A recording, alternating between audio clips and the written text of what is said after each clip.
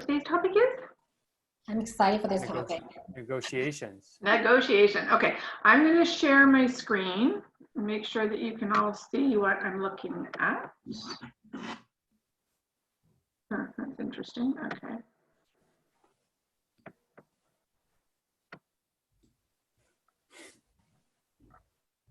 Okay, can you see the manual? Yep. If you could zoom in a little bit though. So, does that make it easier to read? Or, oops, that's too big. Is that the one that's sent through the email? It is the one that is sent through the email, but there's a problem with session 10. The Canadian version, the link to the guide for the Canadian version for you guys is corrupt. It's not working. I've tried it over and over again, so I've sent a message through the comments. So I have the version that you're looking at here is the American version. Oh, so the one we have is not Canadian? No, the one that you have is probably not Canadian because the Canadian one's not working. Okay. It's only for session 10. All the other sessions seem to be fine. It's just this one for session 10. And the only difference is they talk about escrow and they talk about some stuff. I'll highlight where they're talking about American stuff as opposed to our stuff. So I'm just trying to see, is this good for everybody to read? Yes, it is. Okay, so today we're talking about negotiation and understanding some common points. The 3 P's that we're going to go over are prepare, present, and position. So sort of a fundamental basics for negotiation. And then we're just going to talk about some negotiation tactics and we're going to do some exercises. And it's kind of good that it's a small group because what we would normally do in a class is I would pair you off and you'd go off and work on something and then come back. Can't really do that in this venue, so we're just going to sort of do it all together. We'll pick 2 people and we'll go through the exercises with those 2 people and we'll all sort of participate in that. Okay, we don't have to do any of the first part because, okay, this is a little big for me, hold on. There we go. Because we don't have to go through the first part of the course because it's all the calling and the follow up on how you're doing with your lead gen, but that's the sessions that I run Tuesday, Wednesday, and Thursday morning. So I'm seeing some new faces here that aren't at that part of it. And I would highly suggest that if you take Ignite again, if you do that part, because that's where you set up all the habits for putting the important part of this course, which is reaching out to people and building your business and your pipeline. That's where you actually get a chance to do that on a regular basis. These classes are, as you know, they're very content rich and it's more about different topics. So now I'll finish my ad and go back to negotiation. Negotiation is the bargaining or give and take process between 2 or more parties, each with its own aims and viewpoints, seeking to discover common ground and reach an agreement to settle a matter of mutual concern or resolve a conflict. That's basically negotiating in a nutshell, but the word negotiating makes it sound so kind of intense and purposeful. And the reality is we negotiate every day for everything that we want, basically. Whenever you're interacting with somebody and you're trying to make your point and achieve a result, you're basically negotiating. You do it with your kids, you do it with your spouse, you do it with your friends. It's all a negotiation. So I am going to start this class with, I gotta get out of here, sorry. It takes me a little while to go from one thing to another because we have to switch over. The next part of the class is a video. And I need to share that screen with you, so let me just get that up.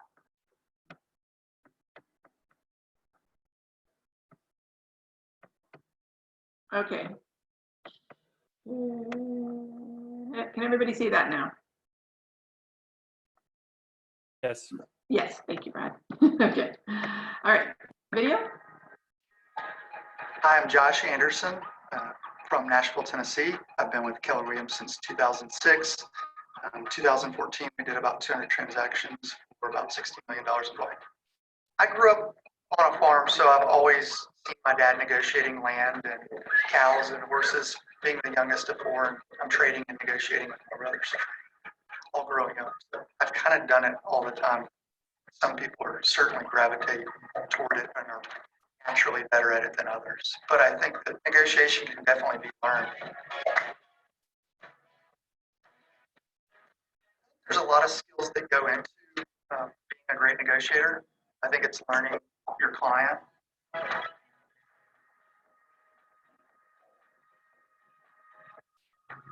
Instead of kind of assuming that you know what's important to them, really asking a lot of questions and letting them tell you what they need or want, and then speaking to the other agent and finding out what's most important to their client.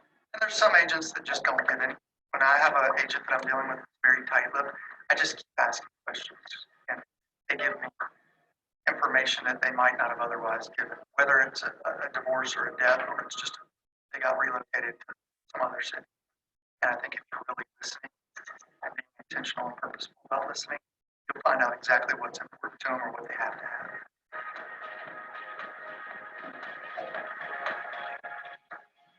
In certain situations, you have to be creative. We're always looking for that next little tip to help our clients. One of the techniques that we've used a lot that's worked well for us is the escalation clause. For example, if the property is listed at $250,000, we might go in at $250,000 with strong terms and special stipulations we might put in there. We're willing to beat the next best documented offer by $1,000 up to $263,000. And the best offer might be $261,000, so we end up getting it for $262,000.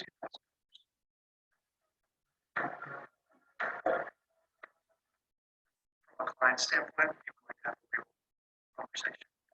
It's not us just being realtors for them, it's us consulting and advising and really telling them, if you really want this property, here's what you have to do to get it. Everybody's got a different way of how they would negotiate. And networking with other Keller Williams agents around the country, I hear ideas carrying it towards you. A lot of it comes down to experience. If you step back from every transaction, something you're going to get really good. Okie dokie. Okay, you can turn your mics on. What were some takeaways that everybody got from that? So I had a question in regards to the like the escalating clause. So that's a thing that Escalation clause. I knew that was going to come up. do because I've heard different talks about that with like talking to your client of what's the most you would want to spend, like with the $1,000 limit kind of thing. But you can actually write that in, like you know, we will spend $1,000 more than the next offer up to this amount. Like that's a legal clause. We don't really use them here. There are a couple of logistical problems with them. And that is that we have the Form 801 to prove that there was another offer there. We're not allowed to disclose the prices of other offers. So it makes it very difficult to use an escalation clause, because if you say we'll pay $1,000 more than the next best offer, and they can't disclose what that price is, we have different privacy legislations here than they do in the States. So I've never used it and I've never seen it used. What we end up doing, and to our client's disadvantage or not, is if you're in multiple offers, it's your job to say to your client, you know, here's the market price, here's what the market's doing. Offers are going anywhere from 3 to 10% above list. And you have to say, yes, I think that list price is realistic. And then you have to look at what they're pre-approved for. And basically, if you're in a situation with multiple offers, they're usually dealt with the same day, and you just sort of have to basically put your best foot forward most of the time and make sure that you're not putting your client in a position that they can't afford. So the idea behind an escalation clause is great. And I know it's a big part of this video, but I think the point that they're trying to make is that we really need to understand our client situation well. We really need to understand the market well. And then we need to understand as well as we can the motivations and the triggers from the seller. And somebody talking? What is that background? I think somebody's on the phone, right?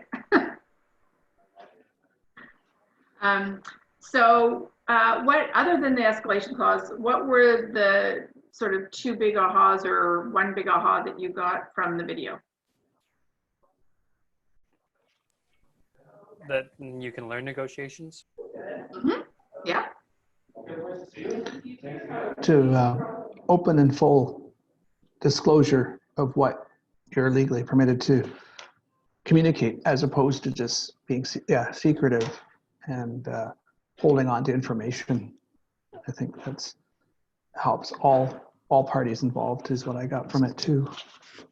Yeah, it's being able to really understand the issues that are at play in a deal, and being as creative as you can about finding a resolution that's acceptable to both the buyers and the sellers. But the fundamental thing about negotiation and your ability to succeed at it is basically based on two skills. One is your ability to ask the proper questions, and the second are your listening skills. And I know, especially for me, when I'm new at something, and I want to do well and my stress level's a little higher, when you're under stress, it's always harder to really listen to what's going on because you're so concerned about what's going to come out of your mouth next. So my advice is really to take 10 deep breaths when you're talking, especially, you're going to feel a rapport or not with the other agent, and some agents will be easier to work with than others. And it's about just taking a deep breath and really asking the questions and slowing yourself down enough to really listen and understand the answers. Does that make sense? Yep. Okay. So on here, they have a couple of, oopsie, I'm making you all dizzy, sorry. Oops, I'm way ahead here. Negotiating tips is what I'm trying to get to. Oh, I haven't shared this screen, have I? Can you see this? Yeah, we can see the document. We're back at the textbook, you can see that? Yes. Yes. Okay, perfect. So we're talking about negotiating tips. The first one, be professional, that's a different definition for everybody, especially in these times of COVID-19 when we're all sort of sitting at home mostly in sweatpants and doing, online consultations with our clients and stuff. But being professional is what inspires confidence in your clients, and that one should kind of go without saying. Remember what your goal is. We are out to help people, and a lot of people that get into real estate are people like high eyes and people, persons, people. But the objective here is that we do need to make a living, and you want to get a signed contract. It is in everybody's best interest, yours, the seller's agents, the buyer and the seller, to get a signed contract. So you got to keep your eye on the ball, and remember that that's what it is that you're going for. The easiest way to do that, and part of negotiation, and it comes back to sort of the questions, being able to ask the right questions, as well as being able to listen to the answers. The most important questions that you can ask are the ones around motivation. So you obviously should know your buyer's motivation and their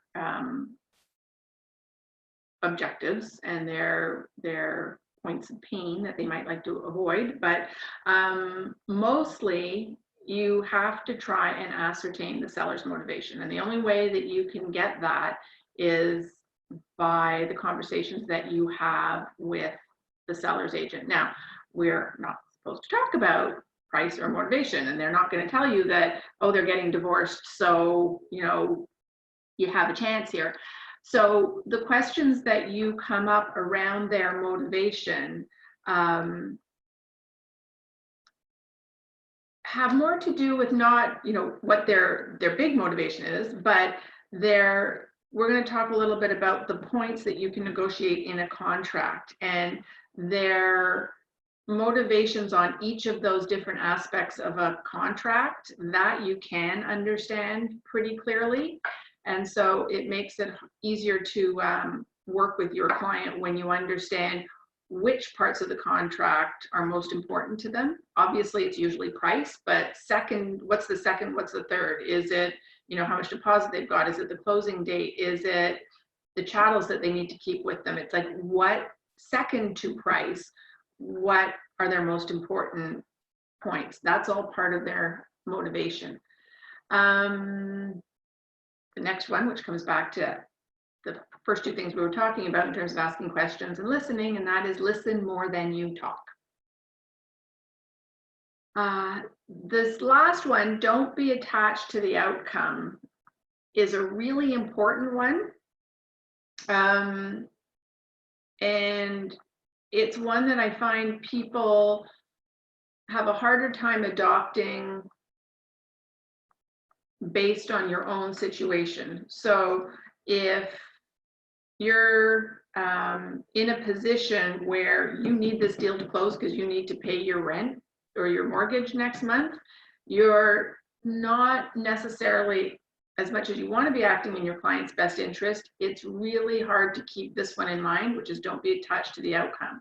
You may get to a point in a negotiation where you don't want to push a win-lose deal and you really want to get paid and you really want them to buy this house or sell it to this buyer because you want the deal done. But the reality is, if you've worked properly with your client and you've got either a listing agreement signed or buyer agency agreement signed, if this particular deal doesn't work, you need to, your best to sort of cut it off at the knees when you recognize that this isn't going to happen and get on to the next one. You haven't lost a deal, you've lost that deal, but you haven't lost a deal with those clients if you're putting their interest first and you're really good at assessing where you're at in a negotiation. Does that make sense, everybody? Okay, everybody. Yeah, it does. It does. Yes. It's really hard for me to teach this way because most of you have turned off your faces and I just have pictures, so I can't tell by looking at you whether you're clued in or glazed over or whether I need to go back to something. So if you can turn off your pictures and put your, thank you, Michael, and put your real faces back on, it helps me focus a little bit better on what I need to review or when I can sort of move on. And I have to, all right, resize window. Sorry, I'm trying to resize the window so I can see you all at the same time because it keeps cutting me off even in gallery view. Okay, there, now I think I've got everybody. Perfect, okay, that helps. I don't know where Katie is. I think she's there. And I don't know where Michael is. There's Katie. Hi, Katie. Michael, are you there?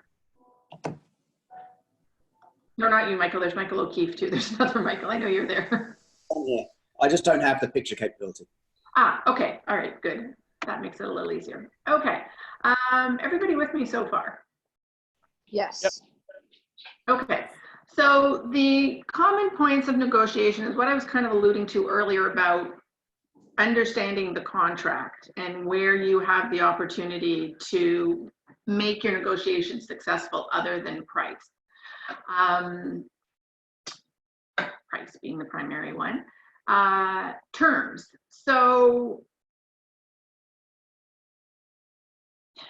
we have a lot of terms.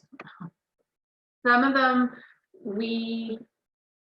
it depends if you're working for a buyer. When we put those terms in for the buyers, the Schedule A's, we're putting those clauses in there to protect them. So whether it's a condition on financing or not a condition on financing, a condition on inspection or not a condition on inspection, depending on how clean you want to make the offer, it's always a very fine line between balancing, protecting your clients, your buyer's interests versus taking them out of the game by constraining your offer too much. we're in a shifting market right now. So where it used to be a seller's market, and if you were in competition, it was advisable to take the clauses out if you could, your financing and your inspection clause, because the seller, I mean, it's just commonly understood that the seller's going to accept the cleanest offer. We're in a time when that philosophy starts to get really put into question, because as prices come down and the market is shifting and there's a lot of uncertainty out there, you really, really need to protect your client's interests. And when, you know, you're having multiple offers and they're not always going above ask, even with multiple offers, you know, if the listing agent hasn't done a pre-inspection, or, you know, the pricing is tenuous, you really have to have a heart-to-heart conversation with your client about whether you are going to not include some of those terms and those conditions. Any questions on that one? And I know, I think it would have already been covered, but if you are not going to include those, you have to sort of have that acknowledged as a cover your ass kind of thing, that you've had the conversation with them and that you've taken it out. Other terms include, they've called it on here conveyances, but the inclusions and the exclusions. That can also be a negotiating point. So on the listing, you'll see that they're excluding X, Y, and Z. May mean nothing to your client and they don't really care, or they may have completely fallen in love with the front hall chandelier or the dining room chandelier, and that makes or breaks the deal for them. So again, it's about listening and really understanding where everybody sits when it comes to inclusions and exclusions. Closing date. Why is closing date such an important thing? Well, that usually ties into motivation for either side when there's like a set closing date, because you can have leverage with that way, but that's the end of everything. It is the end of everything, but there's also a lot of carrying costs involved in closing dates. So we always say, you know, oh, well, usually it's a 30 to 60 day closing. Does that work for you? Yeah, make sure it's not on a Friday or a long weekend or whatever. But when you think about it, especially for your buyers, if they're waiting out that long, they've got a time, if they're timing it to another, if they own a place and they're timing it to the close of their place in order to get the money to close on this place, they may not have a lot of leeway on the closing date, because it'll mean bridge financing for them, and that has a hard cost. So if you're working with a renter or a first-time buyer, they have to give their 60 days notice. Their last month is paid for in their first and last month's rent, but you don't want to organize it so that they're double paying, you know, their first mortgage payment before their 60 days are up. It's harder for them to do a fast close if they haven't given the notice without incurring extra costs. And the same holds true for sellers. Their reason to pick a closing date could have financial implications for them, and you need to understand on both sides what the financial implications are. Sometimes there are other implications, like, you know, school is starting in September and parents need to be in place, but we tend to gloss over the closing dates a lot and really not focus on the costs involved in what those closing dates end up being. Does that make sense? Sorry? I don't know who was just talking. It was very faint. I think it was just background noise from someone. Ah, okay. The other one that we haven't discussed much, and it's not usually a big one, except for me to say that you need to know the market that you're working in. So the deposit, is in Toronto here, it's usually about 5%. Does anybody know why it's usually about 5%? Commission. The commission, exactly. However, that protocol started before HST. So usually if you just do 5% without calculating that plus HST, you're still not going to get paid faster because the brokerage has to wait for, the listing brokerage will have to wait for the extra money for the HST from the lawyer in order to have enough to pay the commissions for both sides, and they won't pay either side until they have that.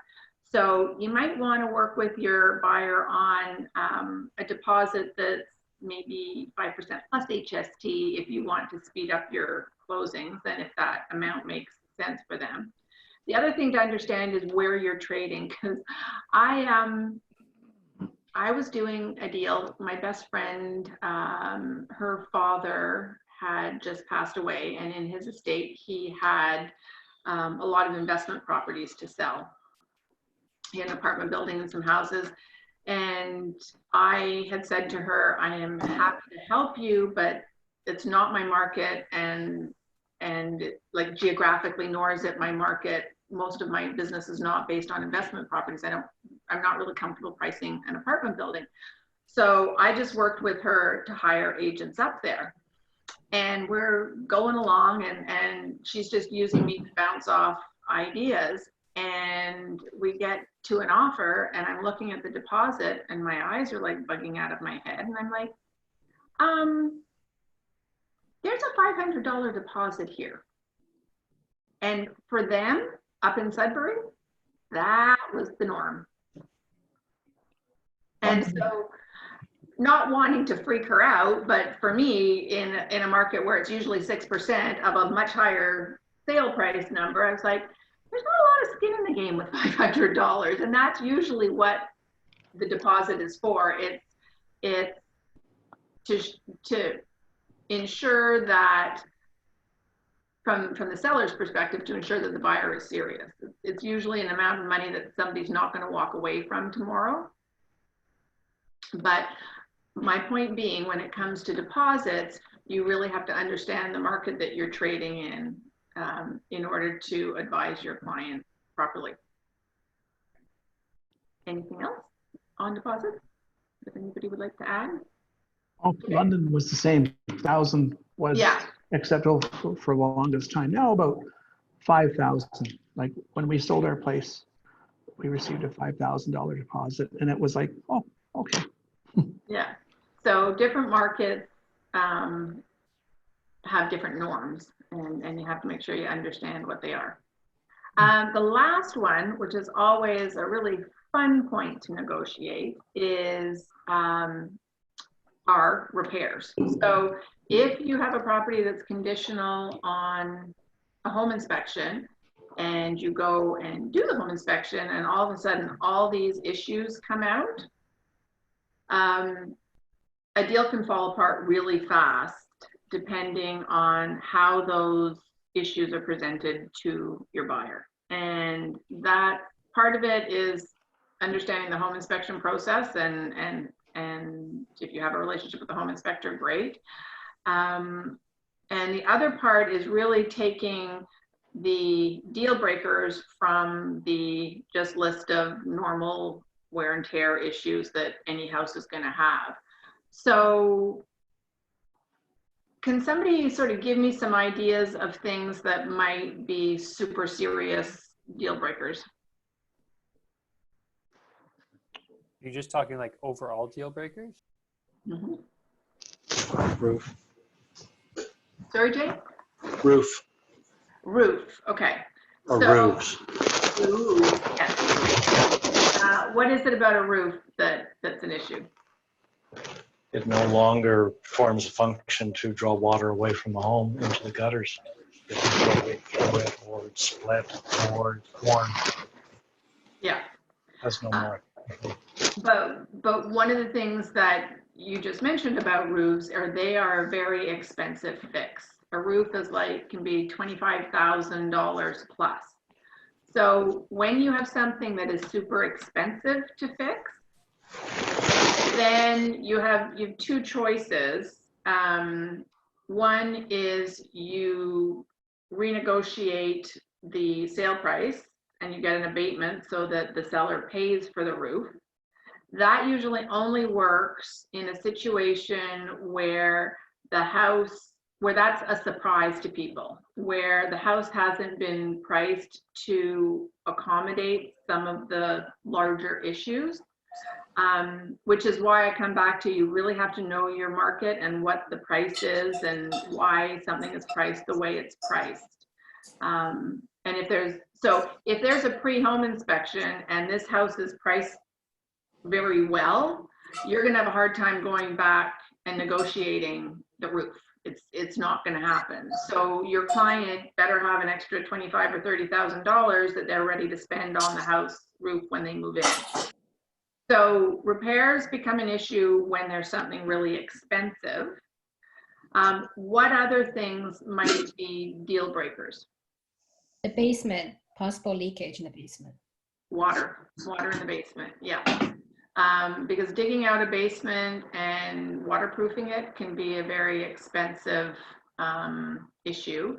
And the challenge with basements and water is if somebody's just finished a basement and they've drywalled everything and they've just put up a new vapor barrier, it's almost impossible for a home inspector to pick it out. Even if they did, when they use the water meters, they're not going to pick it up.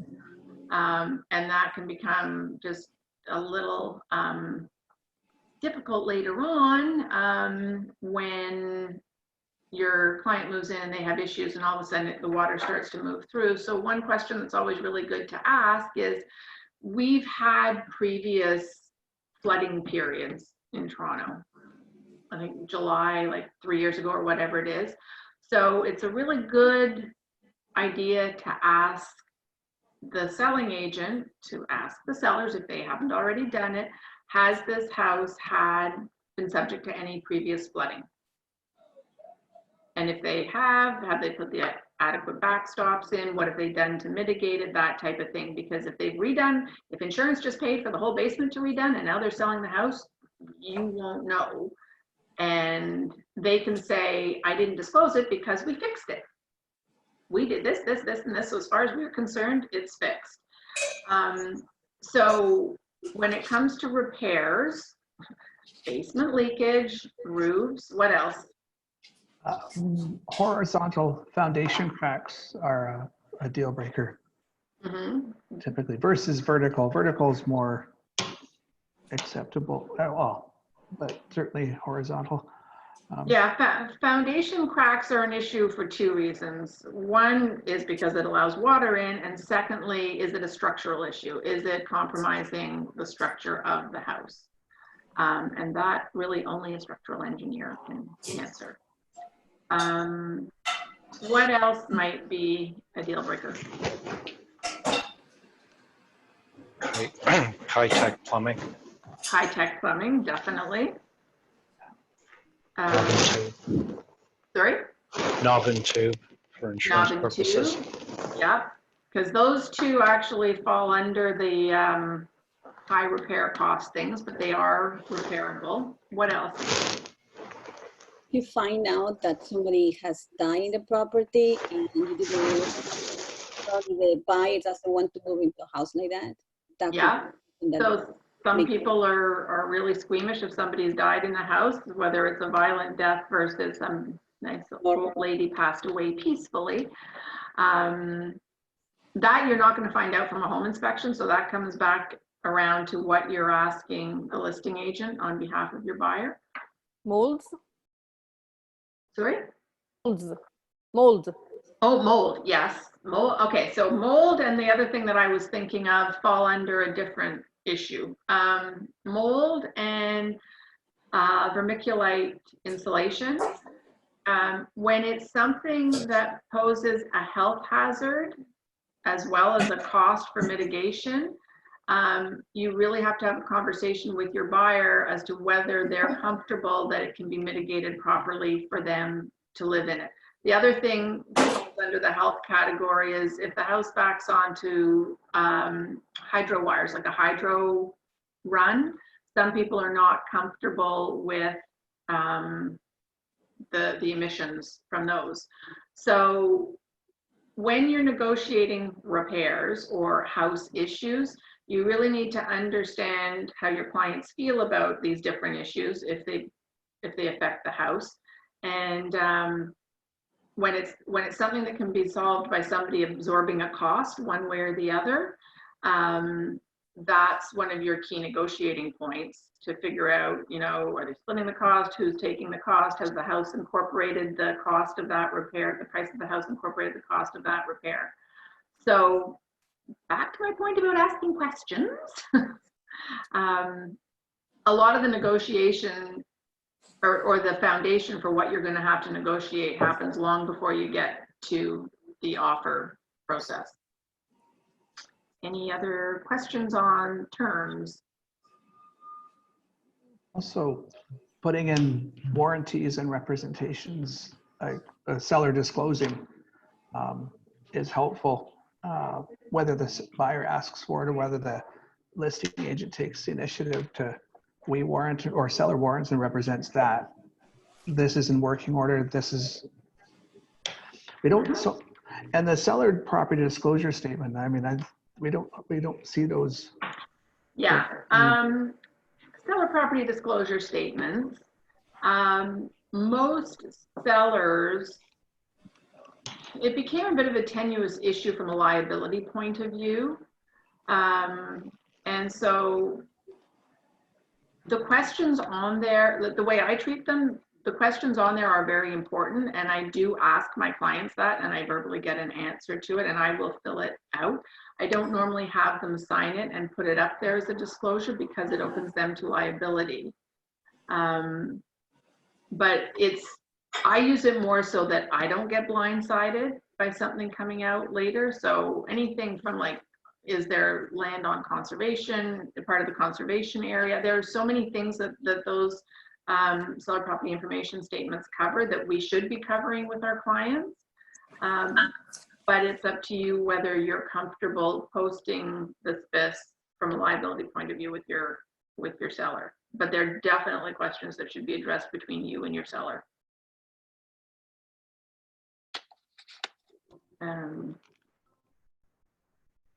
Any other questions on that? Okay. Anything else that you can think of that you might negotiate on in an offer that hasn't been covered here? Or anything anybody's come across? Special assessments, whether it could become sometimes a negotiating, whether the seller, if they haven't paid off, whether it be a condo or whether it be road improvements, that a special assessment's been levied. Special assessments, yes, definitely big issue. Most of the time, it is the responsibility of the listing agent and the seller to disclose these assessments. Something like a road assessment is a little more challenging than in a condo building where it's going to come out in the status certificate. And as a buyer's agent, you know, I don't care how clean your offer needs to be. That is one condition I would never take out of an offer, is that it's conditional on the status certificate, because you open your buyer up to huge potential liability on an assessment front. There's only one time I have ever not put a conditional on status in, and that's because I sold a unit in the same building within a month. And so I knew there weren't any major special assessments for the building, and I figured I could, because guess who's going to pay if you don't order the status certificate and the seller is behind in their maintenance fees? Guess who's going to end up paying that difference? Buyer. No, No. as the agent, you're going to end Oh, up you. paying it, Oh, okay. because it was your responsibility to make sure they had that information. And if you counseled them not to put in that condition and you didn't know what was in that status and you weren't comfortable with that, then you will get sued and you will end up paying that. So special assessments are usually very clearly laid out in a status certificate. And so that is one condition I would counsel that you never ever take out of an offer. Now, if you have an agent, a listing agent that anticipated a quick sale and it was a good property, they probably will have pre-ordered it. And if you can get a hold of the status certificate before you put your offer in, then it's your responsibility to make sure that your client, your buyer, has a lawyer that can look at it, and you can be in a position to waive that condition, having satisfied it beforehand. But that doesn't mean you don't deal with it and you just take the condition out. And so part of building your business and building your team is to make sure that you have a good real estate lawyer that can turn around a status certificate really fast.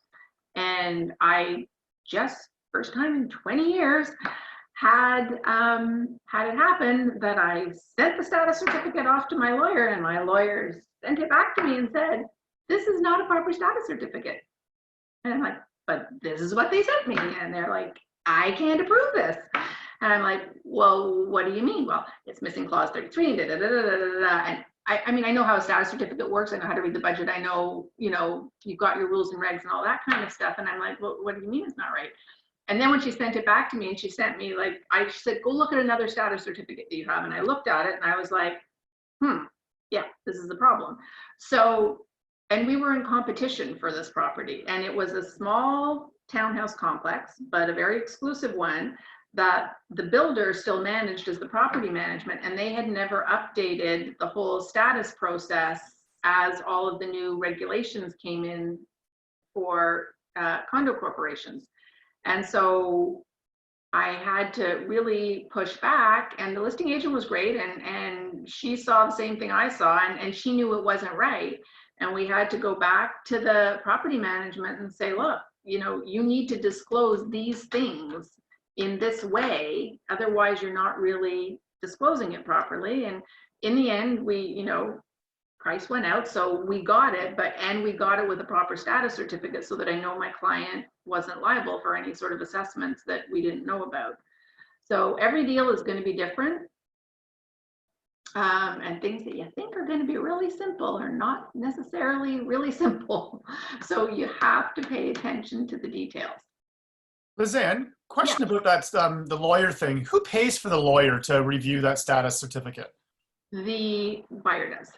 Yeah, so they've hired that lawyer to represent them on the buy or whatever like that. So well, this is the issue, and this is about how you build your team and how you work with your buyers. You have to say to your buyer, and make sure that you know, you probably covered it in the consultation, but you have to set the expectation with your buyer that if they're buying a condo, the status certificate needs to be reviewed, and it can only be reviewed by a lawyer.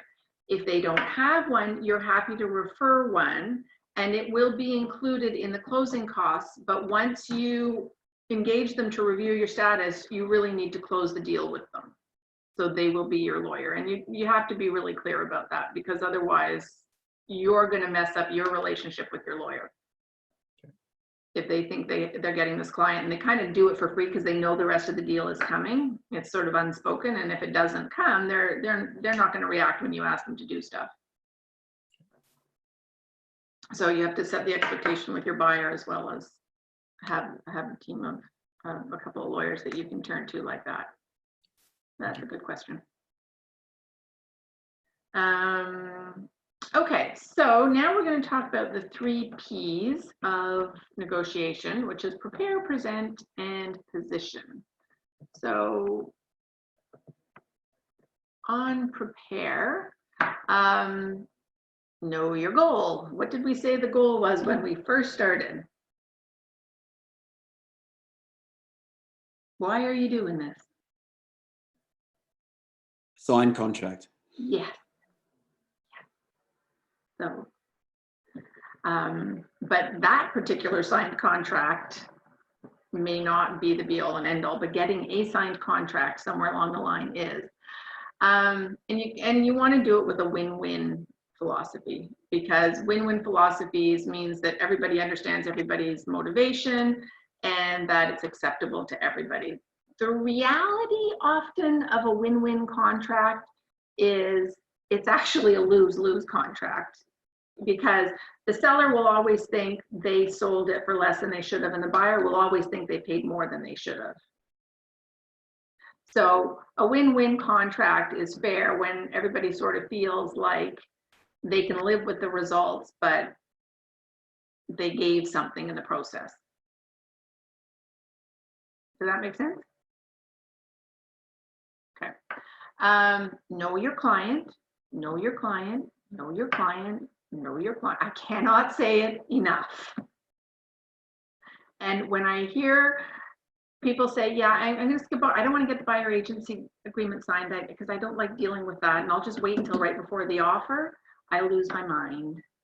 Because you can't possibly represent someone well and know them if you haven't taken the time to really sit down and ask the appropriate questions. So that one I cannot stress enough. Think ahead, which is what we were talking about, motivation, which is anticipating what the other party wants out of the negotiation. So, you know, try and find out as much about the negotiating points that are important to the other side. And that's not the same as motivation, because we won't disclose motivation, but it is our job as listing agents to disclose pertinent facts about the deal. And so out of that, you can usually ascertain a lot of what's important to the other side. Set clear expectations. This holds true for anything in life. And it requires the point above it to think ahead, and it requires you to run through a lot of different what if scenarios. And the more experienced you get, you know, working with certain types of people or looking at certain types of properties, the easier setting those expectations becomes. Be informed. But yeah, this one I love. Be informed. Before making an offer or a counter offer, it's good practice to speak with 2 other agents. Oh, that's not the one I was thinking of. Where was the one?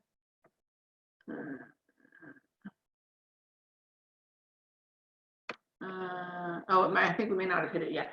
That one's a good one in terms of, sometimes it's not easy to grab somebody, but the longer you're in the industry and as you start to get to know other agents and especially in the masterminds and stuff that we have in the office, if you're in the middle of an offer, sometimes it's not a bad idea to bounce things off of other agents if you're not exactly sure how you want to position something. Sometimes a good sounding board can be really helpful in deciding how you're going to approach something. Obey the laws, that kind of goes without saying, but obviously they need to say it. And know your documents inside and out. And that part of that comes with your courses, but most of it comes with practice and really taking the time to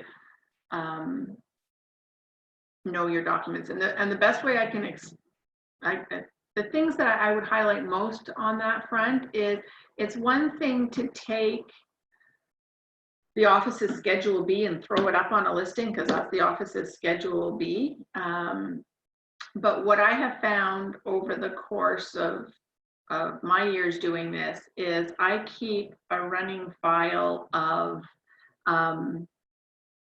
other agents' Schedule Bs or Schedule As that I find to be particularly effective. So my Schedule B as a base has the office, and then I tend to add or track things based on how the forms change. And it should be something you review like on an annual basis to make sure that it's up to date and it's reflecting the best that it can be to protect your clients. So the reality of that is oftentimes I don't review unless I'm just about to do a different type of deal. So as an example, as I just did a listing for a lease and my client is the landlord. So I went back and I looked at a whole bunch of different Schedule A's I had, which are the clauses that I want. It's actually a Schedule B that I want in there so that when the lease gets drafted, that the landlord is protected. It's not something that the office comes out with, and if you don't do a lot of leases, you probably haven't thought a lot about the clauses. But when you know your documents inside and out and you understand the process, you use that not only when you're negotiating a deal, but when you're doing your buyer consultations. So if you take a buyer agency agreement, when you're going through the commissions, do you understand how you get paid and what happens when the listing is a mere posting, let's say? And so you've just had your buyer sign a contract that says, yep, they'll pay you 2.5%, no problem, but the listing is not offering 2.5%. So you really need to know your contracts and you need to know your clauses inside and out. And that's partly, you know, taking the basis that the office provides, but then it's also making sure that you keep up to date throughout your career in the best practices to protect you and your client.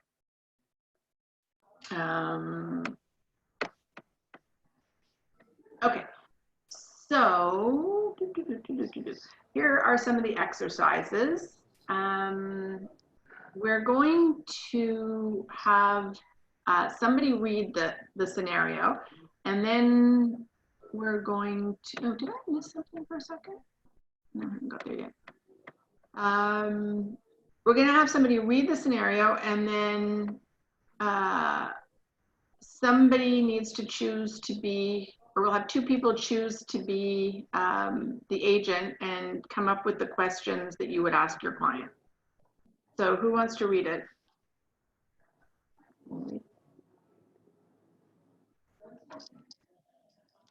I'll read it. Somebody gonna read it? Yeah, I will. Doesn't matter. Okay, Brad, can you see it? Yeah, I have it up on my computer. Okay. You are representing a single buyer. Your client is renting her present property. Like any first-time buyer, she is looking to you to guide her through the process. The asking price for the home she really loves is $175,000. The house appears to have evidence of a roof leak, is listed as is, and is correctly priced. Your client would like to keep her payments as low as possible since she still has a number of student loans to pay off. She wants to write an offer for $155,000. There's been quite a bit of activity on the listing. Okay, so we have to come up with 3 questions that you would ask your buyer client.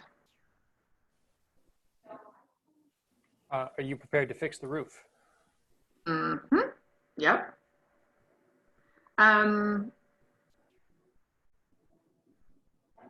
The way they sort of phrase the question in the answers here is interesting. It's more like not are you prepared to fix the roof, but what is the possibility of you paying for that repair if we stay at your asking price of $155? Because their ability to pay for the roof, if they have to go up to closer to $175, may be a different answer than if they can repair the roof at $155. Does that make sense? Yep. What other questions might we ask?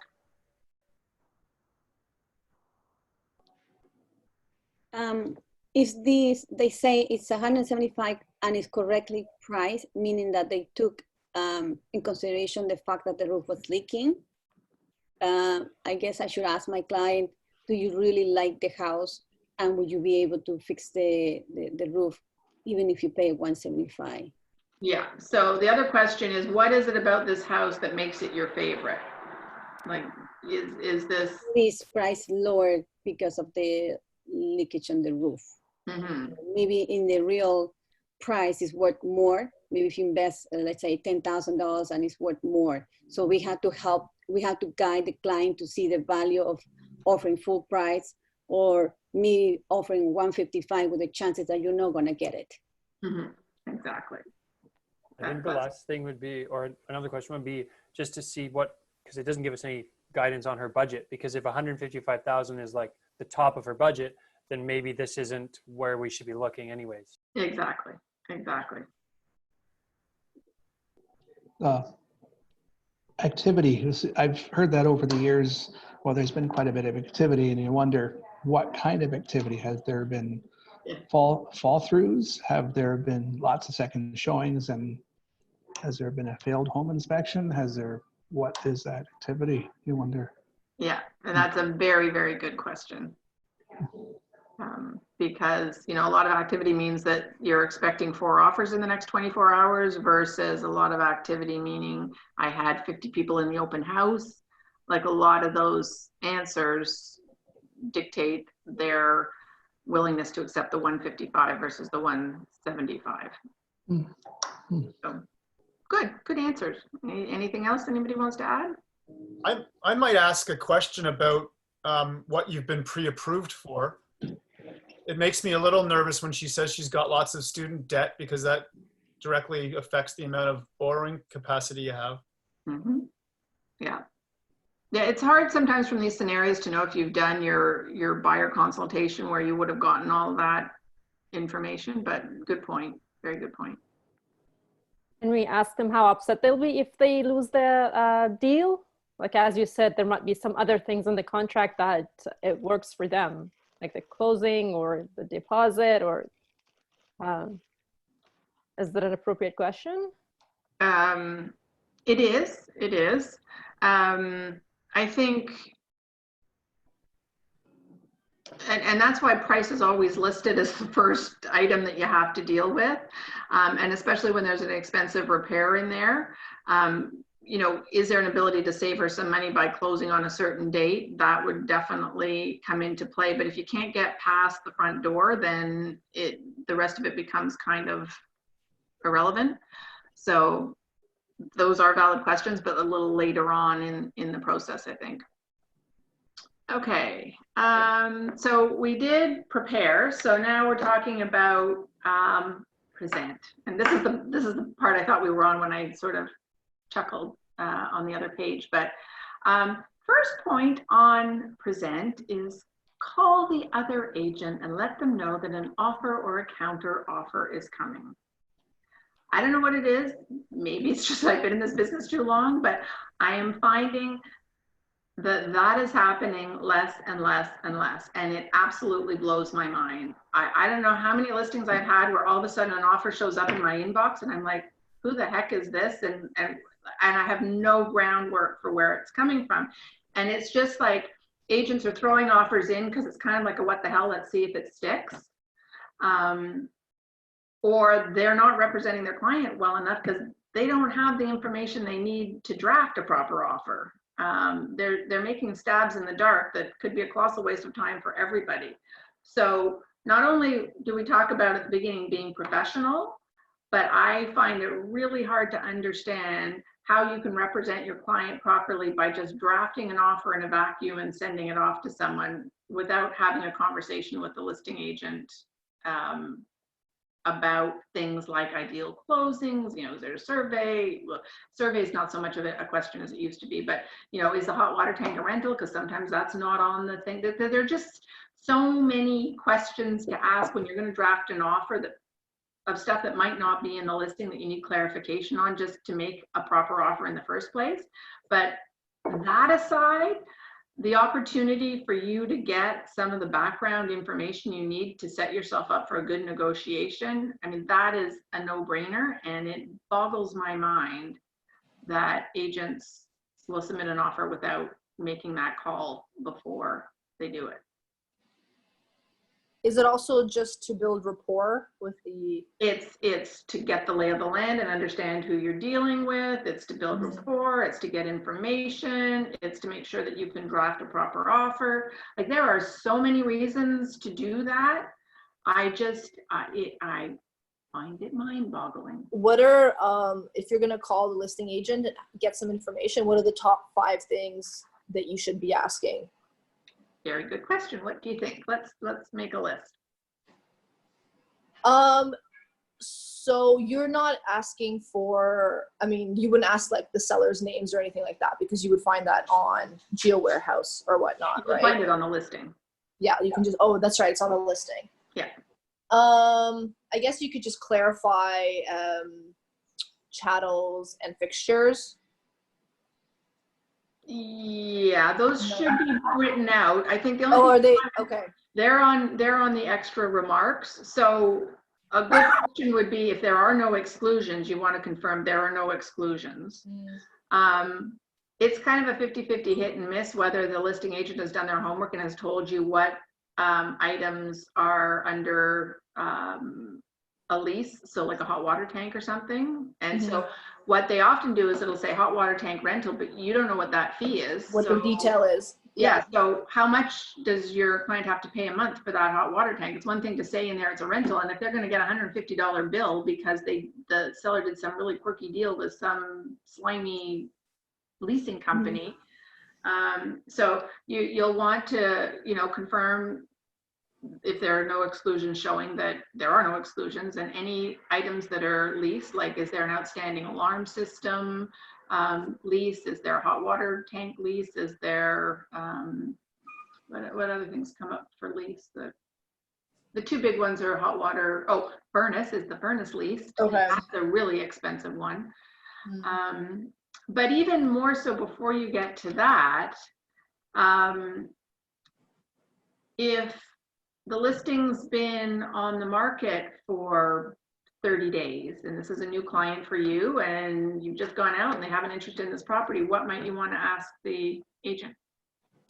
If they have any wiggle room on their price, because it's been sitting on the market for a while. What else might you want to ask? If they've had any offers. Bingo. And it's one thing to say yes or no, but you got to go a little deeper. So if they say yes, no, they're not going to tell you the price, obviously, but what they might tell you is why it fell apart. That would be kind of valuable to know, so that you don't make the same mistake going in a second time. So if it fell apart because they couldn't close fast enough, you've just been handed a ton of information to make your offer more palatable. More appealing, yeah. Okay. So whatever that reason is that offer didn't fly, then you can learn from that. So the other thing that you would also want to ask is, you would go through those terms, like, so I see that the closing date is such and such on the listing. Is that like a hard and fast date, or why have they chosen that date? And they'll tell you stuff like that. Deposit you don't normally talk about, really. Closing date, inclusions, exclusions, whether there have been any other offers, whether they're having a lot of activity on the listing.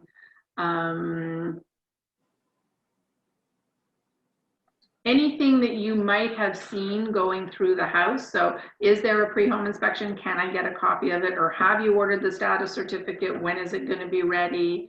If you go through the house and you see something bizarre, your buyer may have questions that you need answered before you go ahead. Like, it looks like the living room ceiling was just repainted. What happened? Did the bathtub just fall through the ceiling or something like that? So there'll be things that you probably will have seen going through the house. What else might you want to ask? I mean, every situation is slightly different, but usually it's more around what type of activity the listing has had, and whether there have been any other offers, and why did they not fly. Are listing agents usually pretty open with information? Some are, some aren't. Okay, so it just depends on the person that you're speaking to. Okay. But as long as you're asking questions that are around the house per se, that aren't in direct violation of them disclosing the motivation of their buyer or the price, like those are pretty well the only two things that are off limits. And you'll still have agents that'll ask you that sometimes anyway, and you'll say, I'm not going to disclose that. Like, sometimes you're just going to say, I'm not going to disclose that. But my point is, you need to make that call before you put an offer in. I find it, listen, What? I find that when I call the agent before I send the offer, it's like I get a sense of how the Hey, how are you, Steph? feeling, you know? So you get a sense of what, Laura? I get the sense of the other agent, like how motivated his client is, how in rush he is to close the deal. I feel also if he wants to really cooperate with me to make the deal work out. Like sometimes we talk and then, you know, we have a good conversation and then I say, okay, what are you looking for? Are you guys flexible with the closing day? And then I get the feeling of the person really wants to say, okay, let's work this together. You need help with your client. Sometimes I get some other agents even helping me to get my client approved for the mortgage. If my mortgage, the one that they're working with, is not going well, I get the support from the other agents, which I find really good because we're working together. We both, it's going to be, like you say, win-win for everybody, Yeah. for my buyer, for the seller, for us, for everybody, right? And I find them very cooperative, but that happens from the fact that we do the previous call. Yeah. So So sometimes it's not happening. It's just like the guy said, no, I'm not going to disclose anything, send the offer, and are you flexible? No, I'm not saying anything, bye. Then I know that we don't really have many chances if something goes wrong.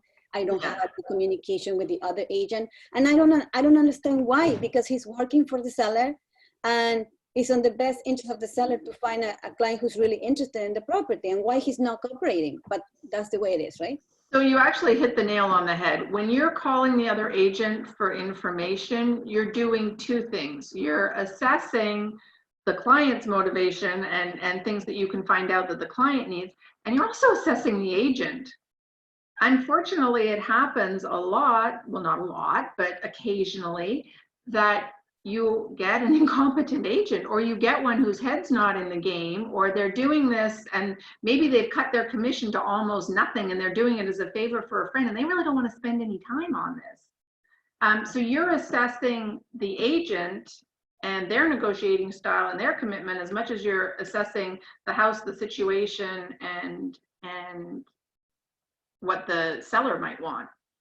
And even for us as a sales agents, when we're representing the buyers, right, we're looking for that information. But when you're representing the seller, it's also important that you be a little bit more accessible to the other agent and show them that you're interested, send me your offer. Okay, I have some agents that they check my contract and say, Laura, you know what, in this part is you missed some information, or can you put this one, or can you add this clause to this? So we make it work together, and that's amazing because I'm also a new agent, right? So I don't know every single rule. Yeah. But there's other agents that are not like that. They say, well, are you new? Why are you sending me this contract? Like with that attitude, and I go, okay, I have a client, potential client that's interested in it's as much your right? But everybody's different, and that's a very important point. What you said, give them a call first, and get that feeling from the other agent.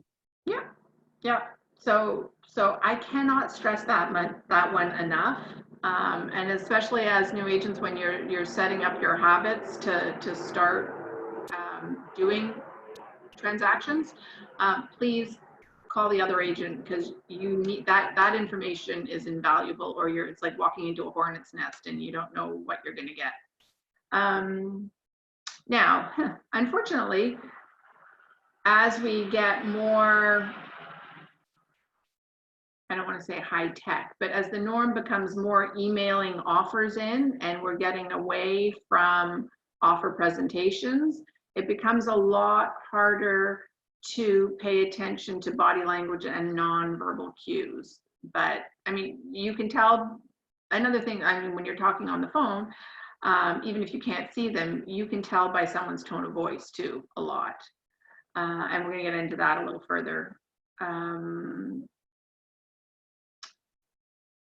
The next point, keep quiet. Oh, actually, I haven't caught you guys up. I'm reading mine. Wait a minute, where are we? Making you all dizzy. Oh yeah, so keep quiet once you present your offer. That keep quiet once you present anything is part of the listening skills, and making sure that you say what you need to say, and then you create an environment of calm so that you can actually absorb all the feedback that's going to come from whatever it is that you've presented. And that the next point is stay calm and relaxed, and listen carefully to what the other party is saying. Focus on your customer's needs, and then give your offer the best chance. Be confident and committed to your offer as you present it. So that comes with practice. It's sometimes hard to be confident and committed when this is the first time you've done something. So that will come with time. But we have different circumstances where we're going to be presenting offers, and you sort of come up with your own style for doing it in person versus doing it by email and phone. Has anybody done an in-person offer presentation? When I got in the business 20 years ago, it was the thing. It was all in, I know when I started, it was all in person too. And for a buyer's agent, it's a bonanza. For a listing agent, it can be a bit of a nightmare because you have to sit there and you have to coach your sellers to sit there with a deadpan poker face. So when we used to present stuff in person, you could read body language, you could read how they were receiving certain parts of the offer because you just watched their eyes and their facial expressions, and it was unconscious what would come out. So you had a better sense than you do when you're just sort of sending your offer into a black hole and just waiting for a response. So the parts that they have about presenting here and staying calm and focus on your customer's needs and reading body language is important, but you may not get the opportunity to use it as much as you would like. But this is kind of a really interesting exercise. So we're gonna. Can I say something? Yes.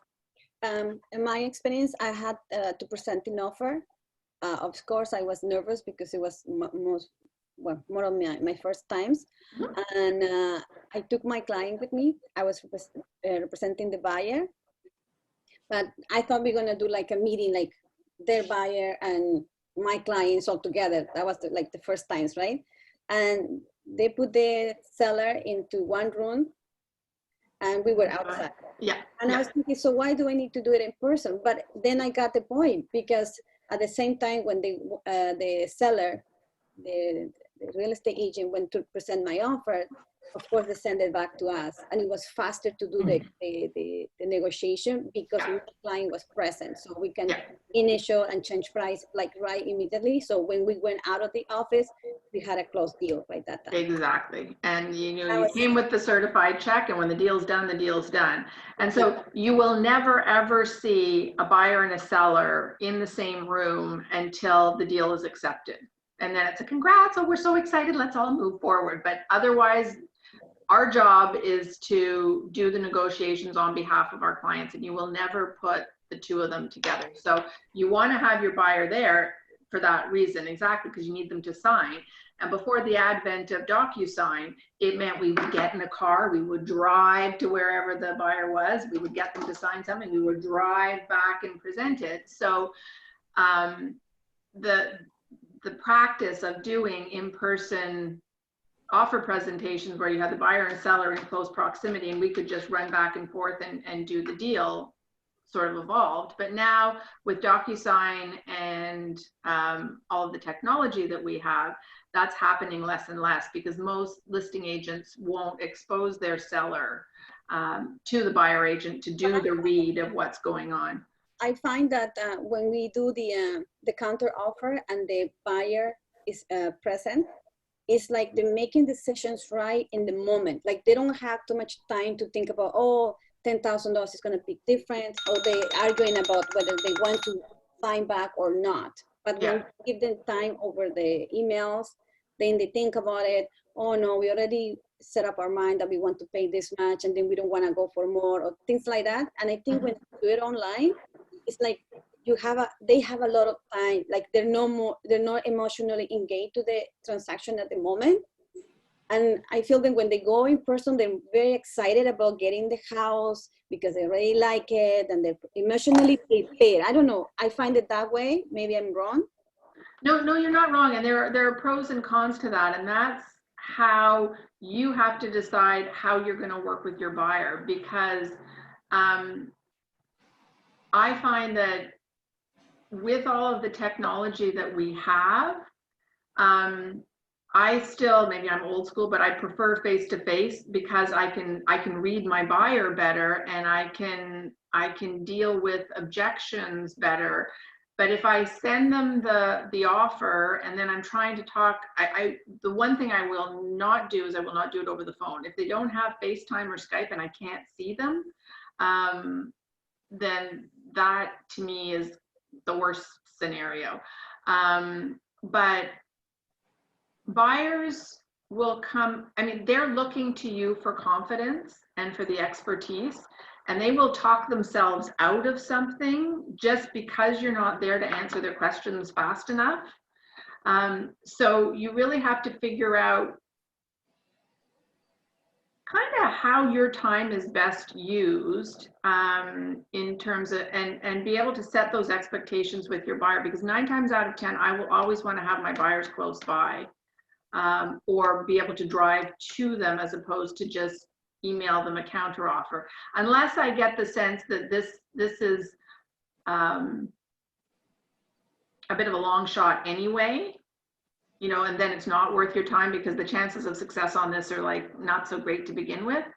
But you have to factor in the effectiveness of your time and how you work with people, and you also have to understand them well enough to know how to meet their expectations. So if I have a client that's 75, there is, you know, okay, and I don't want to make generalizations, 9 times out of 10, I will not be emailing them anything. I will be going over to their house. I will be sitting down with them. I will be hand holding them. I will be walking them through it. And then I will take the offer back.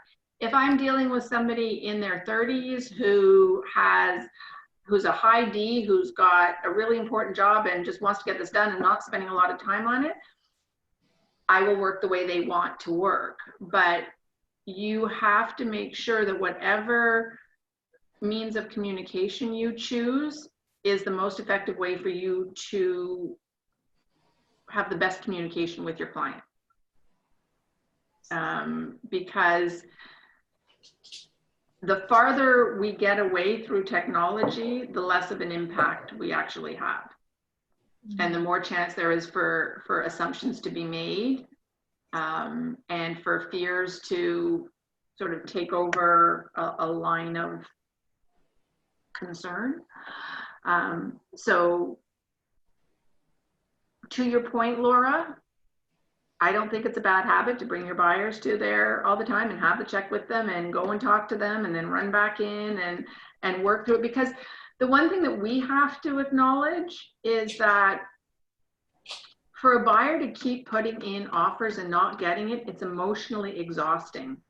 And if you're not managing that process and those expectations, you're going to lose the buyers because they're just going to get discouraged and they're going to say enough is enough. So if you think it's too much trouble for you to sort of meet them and you just prefer to chat with them, and if you have the type of buyer that is tech savvy and can get the same comfort from talking to you on FaceTime or Skype or Zoom meeting, then you're okay. And it's just like, okay, the document's coming, and then I can go through the document with you and talk to you at the same time. But I think it's a big leap for us to make the assumption that we can go a DocuSign and put initial here, initial here, initial here, sign here, initial here, send it off to them after a conversation and just assume that they're going to go bing, bing, bing, bing, bing, and actually really know what they just signed. And it's our responsibility to make sure that they know what they just signed. And if you think that every buyer usually only does a transaction every 5 to 7 years, and we expect them to know what they just initialed and signed, I think we're doing them a big disservice. Well, especially disclosing our role and the confirmation of cooperation and all the purpose of, and that takes time. Yeah. I appreciate the old school, going over to Old school too, but I recognize the advantages of some of the technology, and especially in times like this with COVID-19, it's great. And I think we're going to come out of this with different practices, but those practices are only going to be effective if we can maintain the relationships that we would have built face-to-face via these technologies. And I think that's a little more challenging. Because if you book a buyer consultation and you're going to devote an hour of your time to set the expectations and go over the buyer agency and stuff, and now with this, you're going to sort of just adopt okay, I'm going to send it off to you, we'll have a quick chat and everything will be good to go. You're going to find that that's quite likely going to bite you in the butt later on. Like whether we're spending the time face-to-face or via this face-to-face, I'm okay with that, but the time doesn't change, and the things you need to cover doesn't change. How you do it might change. But that whole thing about, you know, we have more technology than we've ever had and we still feel alone.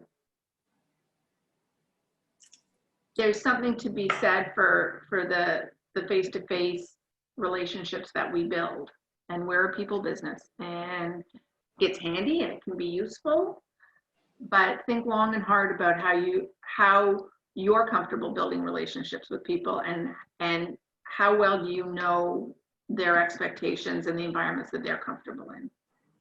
And that's what you said in the first part, that we need to ask questions. And one of the very important questions is, how do you want me to communicate with you? Mm-hmm. In person or by email, or what are you more comfortable to, right?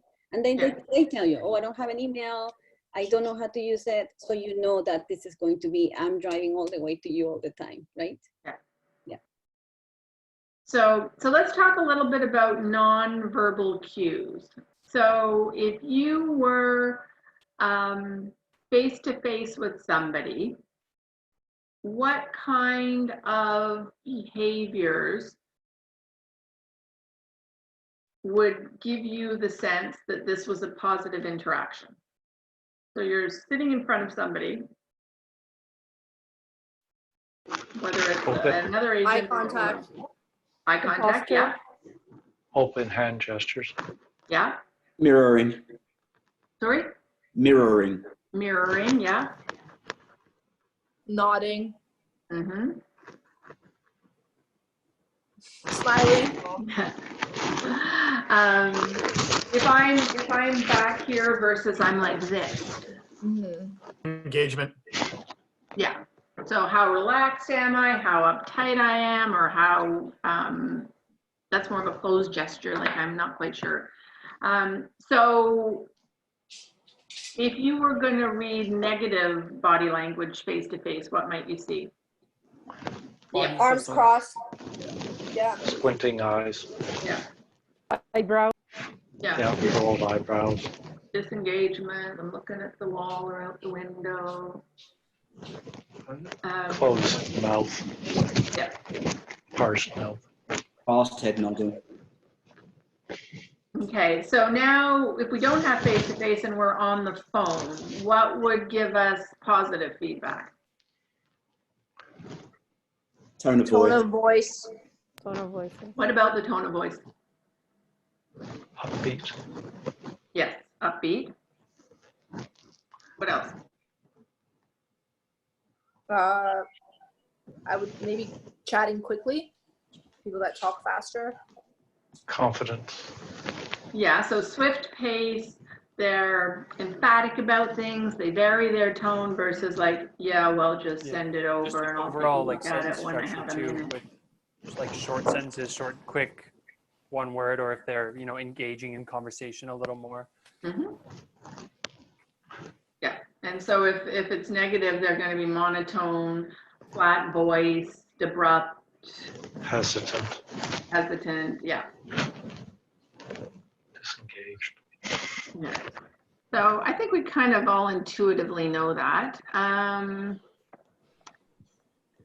This This is sort of an interesting one. This one is identify tactics and use counter tactics. So these are sort of things that people tend to use, that your clients might use if you have a couple that you're working with, or it's actually more, this one's more around you working with your clients.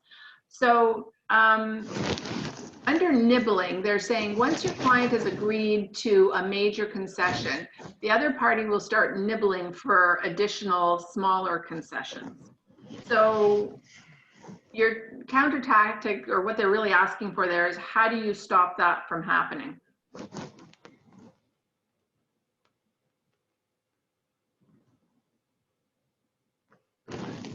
Shorter irrevocable on the counter?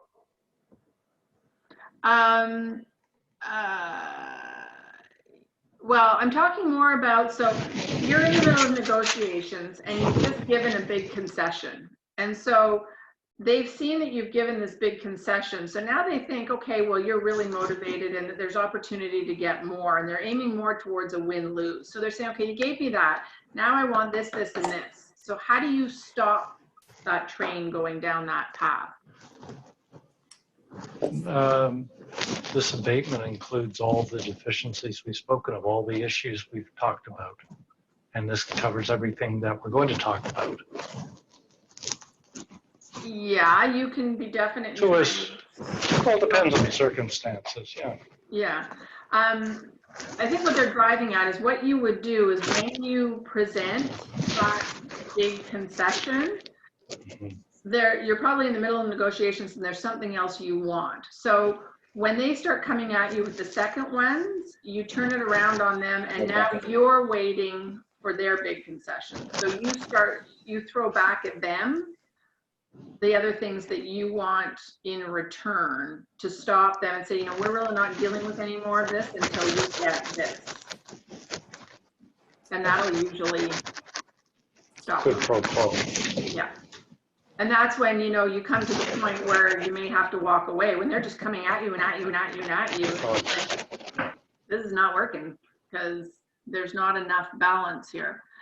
Hot potato. So they're saying the other party tries to pass the problem on to you. For example, the co-op agent tries to pass all the closing costs to your client because the client can't afford them. Now, this is the US stuff because we don't pay for closing costs up here. But let's say they're trying to pass on all of the roof repairs because they can't afford to fix it or something like that. When they throw the hot potato at you, they're giving you a reason why they're throwing you that hot potato. So what's the counter to that? You decrease your offer. I'll take that on if the house, you know, lower listing price. In the case of the roof, for example. They're saying, please fix the roof because we can. Say, no problem, take, you know, 25 grand off. Okay, before you jump to that conclusion though, you might want to try to validate that the reason they're giving you really is a deal breaker. Okay. So if they're saying, sometimes they might just lob it over there and say, they just can't do this because of this. Like, so tell me a bit more about that. Like, if this cost, you know, is it really this cost? Like, you need to validate everything that they send your way, because it might not be what you think it is. Now, once you validated that and it is actually a deal breaker, then you'll come back with your counter offer for it. But don't all make the assumption that when they're throwing you that hot potato and trying to get you to take it, that it's not, they're just not throwing feelers out there. Yeah. Hmm? That they're not just throwing a feeler out there, Yeah. how much you're Yeah. willing to budge. Yeah. Yeah. You really have to, and that's the art of negotiating, is that you really have to understand what the deal breakers are and how important what they're saying really is to you. Because there's a difference between I don't want to absorb this and I can't absorb this. Mm-hmm. So it's about validation. And okay, so the last one is sort of the good cop, bad cop story. And this is, you know, when your clients are doing this to you. So you have two people working together, i.e. a husband and wife, and they'll take opposing roles. One appears to be friendly and considerate while the other behaves in a difficult or aggressive manner. Think of a typical car salesman whose manager is the bad guy and won't let you reduce the price any further. So you will come across that when your clients have opposing views on things. Sometimes they're doing it on purpose and sometimes they just really aren't on the same page. So how do you deal with that?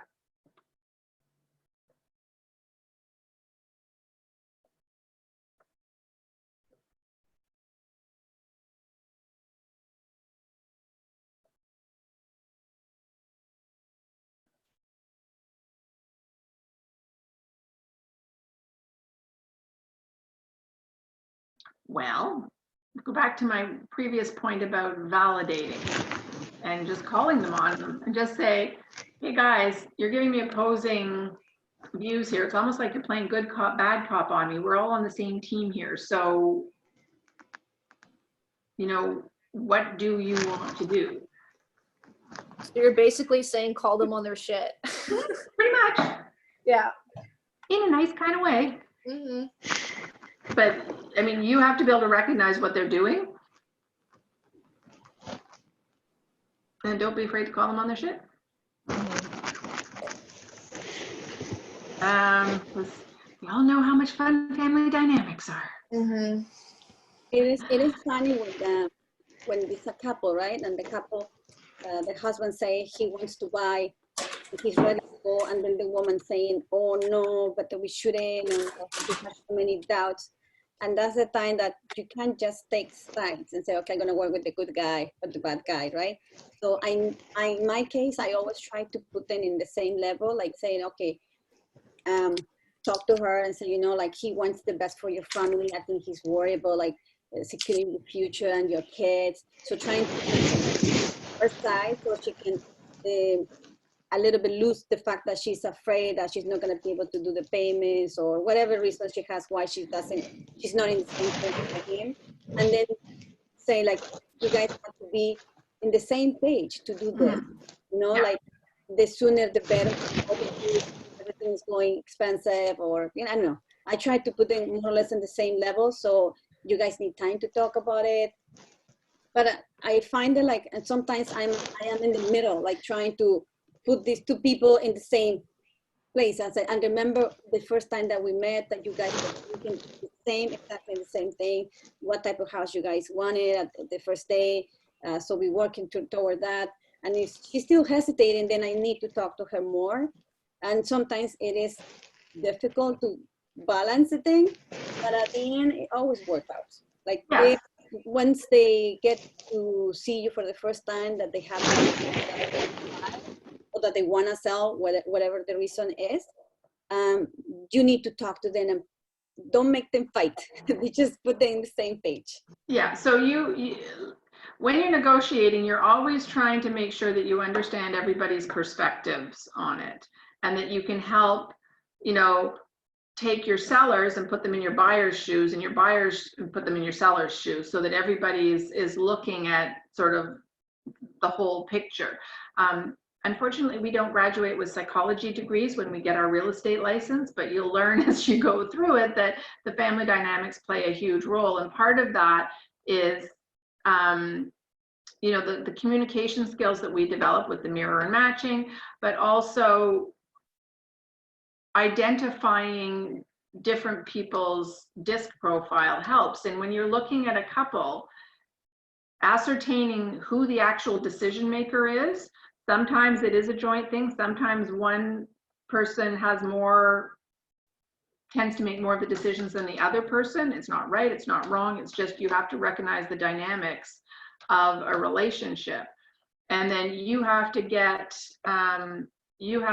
them to see each other's side, just like you're trying to get the buyer and the seller to see everything from both sides. So, yeah. you'll have lots of interesting experiences on that front. Especially when they get in divorce. That's a very tough one. It is a tough one. It is a tough one. Okay, so we've talked about preparing and presenting and now positioning stuff. So when you're in the middle of the negotiations, you're trying to acknowledge and affirm common ground so that you have a jumping off point. You're asking a lot of what and how questions. And then ultimately you need to know when to walk away. You know, you'll go through the iterations so many times, and when it becomes obvious that you're not close enough, then walk away. Otherwise, just get it done. I know that sounds really simple, but every deal is going to be different. The rest of these are scenarios. Yeah. In this part, when they said about closing the 30 days, I had situations where the client wants to close in 30 days, and my client wants to close in 30 days because he needs to move like right away. And the seller really is interested in selling their property. What the other agent has done is find accommodation for the other person for those days that they don't have the property ready yet. Mm-hmm. But somehow, as what you said, talking to the other agent is so important because you guys can always make it work. Mm-hmm. Finding that extra day somewhere else for the seller, it costs money. Mm-hmm. It does. Sometimes we can work it out, like let's say if it's $1,000 for these people to be able to leave the house in 30 days, so my clients can move in, this $1,000 extra cost that they were not thinking about, but we can always work out, okay, you pay 50 and I pay 50% of it, Mm-hmm. or sometimes they take it on their own. And sometimes you can close the deal and rent it back to the sellers if they can't leave yet. I mean, there's so many different things that you can do. So it really is about being creative and understanding what's really driving people to hang their hat on certain terms in a contract. I wanted to highlight one thing before we go into the scenario, because it's 3:12 and we're going to be done at 3:30, and I don't want to keep you over. The topic of negotiation is an ever evolving skill that you're going to develop, and you can do this course. There are lots of books and different things that you can read, but I thought I found this really interesting. My kids signed up for masterclass. Has anybody ever heard of masterclass? Mastermind classes? Sorry? Mastermind classes? No. Masterclass. It's like a website or an app that has professionals from every type of background. Like Gordon Ramsay's on there, Chris Voss, the professional negotiator. It's just like them teaching you a pro level class of so many different things. Yeah. So if you went on to Audible or went into a bookstore and you wanted to search negotiation, I mean, there's every book from how to win friends and influence people up to what Masterclass does is it picks sort of really successful people in a certain field, and then they teach what they think are sort of best practices and critical points in their area of expertise. And I thought it was really interesting. Over the Christmas holidays, this is what we did.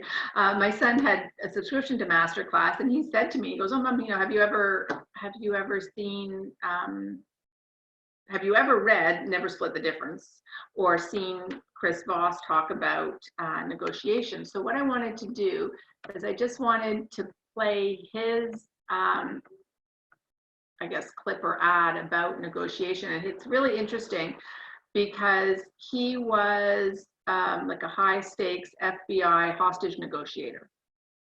And so his take on negotiating a deal, like we're trying to get a house sold, he's trying to save lives. And so you look at the different approaches to negotiation. And I just thought that, you know, if you wanted to read more on the subject, it's a really cool book to read. I've done the masterclass, I haven't read the book, but the book is called The book's Never awesome. Split. Sorry? The book's great. Yeah. And I'm just going to put this on just as an FYI. Everything in life is a negotiation. across the street is a negotiation. Getting your coffee at Starbucks is a negotiation. Probably 3 to 7 negotiations every single day. Life could be in a completely different place just by improving how you negotiate. Negotiators are working around the clock. The deadline for execution is passed. With us now to help break down the investigation, FBI Special Agent Hostage Negotiator, Christopher Voss. My role as a hostage negotiator was to connect authentically with the victim, the victim's family, and with the hostage taker. Everybody deserves to have somebody hear what they have to say. In my masterclass, I'm going to give you all the strategies and tactics that I developed as one of the top hostage negotiators in the world. You're going to learn everything from bargaining to reading body language to the neuroscience that you can use to literally bend people's reality. You know, negotiation is letting the other side have your way. So mirroring creates the opportunity for them actually to present you a deal, only they thought it was their idea. It's just a simple repetition of the last 1 to 3 words of what somebody said. We've got the actual recording of the Chase Manhattan Bank robbery hostage taking. We've got a van out here. Know anything about it? You guys chased my driver away. We chased your driver away? My training was a mirror. And the bank robber started blurting out stuff they had no intention of saying. People love to be mirrored. They love to be encouraged to go on. These skills help you improve your life. Sometimes people say to me, these tools are just manipulation. It's about win-lose. That is not the case.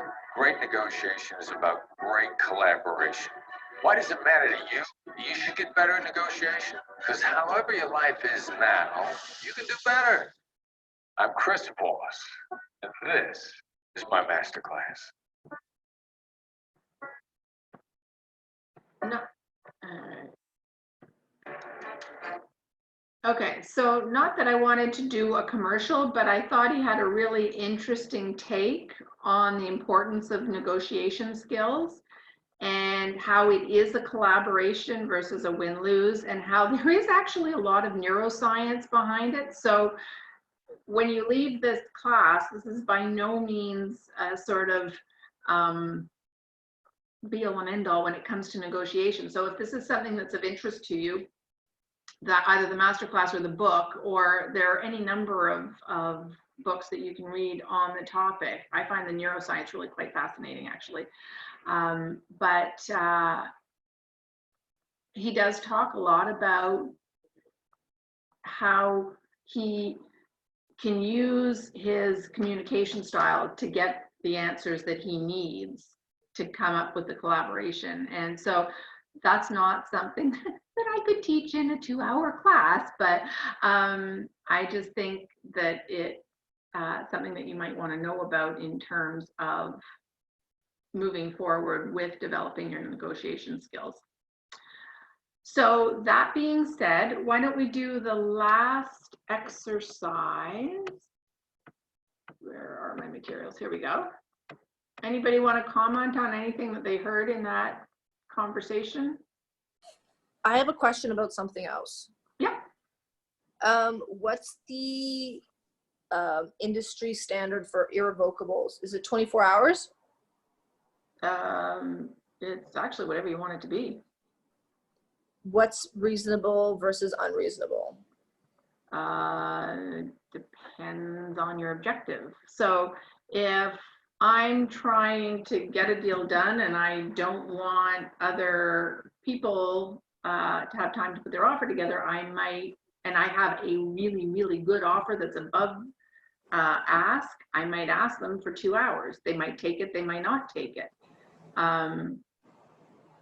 It depends on whose side you're looking at. The listing agent's always going to want the longest irrevocable possible because it's their job to get to as many people to the table as possible, and it's your job to get the shortest irrevocable possible because you want your deal dealt with and you don't want anyone else at the table. Yeah. So to say that there's a standard, it has to do with you reading the market. If you don't think that, if the listing agent has said, my clients, okay, that won't be the case right now because nobody's traveling. But if they say, you know, they're on their way back from Europe, they're not going to be off a plane, we cannot deal with this for 24 hours, you're going to give them 24 hours. If there's not been any activity on the listing lately and you're not particularly worried that other people are coming to the table, and you want to give them the opportunity to think about it, you might sort of generously want to say, hey, is 24 hours enough? We don't want to leave it too long, because everybody knows the longer you leave it irrevocable, the longer the shorter you keep the decision-making time, the better chance you have of a deal going through.